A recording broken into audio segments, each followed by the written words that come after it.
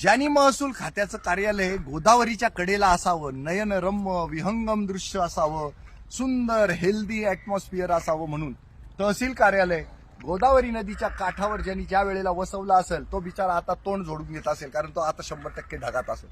हे समोर पांढरं जे आहे ते तहसील कार्यालय, तिथे तहसीलदार बसतो, त्याच्या पाठीला गोदावरी आहे आणि त्याच्या शेजारी माहेश्वरी धर्मशाळा आहे.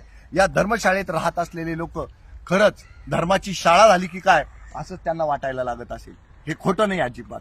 आणि हे दृश्य बदलायचं असेल तर आमचे 40,000 कोटी जे सिंहस्थासाठी म्हणून वरून सुटलेले आहेत, राज्यातनं सुटलेले आहेत, ते जर सगळे वापरले तर ही लंडन मधली कोणची अथेन्स ना, कौन सा नदी है वो, थेम्स नदी जो है ना वो यहाँ पैदा हो सकती है.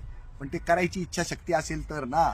आम्हाला जर फक्त छापखानेच चालू करायचे असतील तेलगी सारखे आणि जनतेचा जो कष्टाचा पैसा आहे तोच घरी काळा पैसा म्हणून न्यायचा असेल आणि तोंड लपवत फिरायचं असेल आणि लोकांच्या शिव्याच खात मारायचा असेल तर तुम्हाला ते पैसे खाणंच क्रमप्राप्त आहे.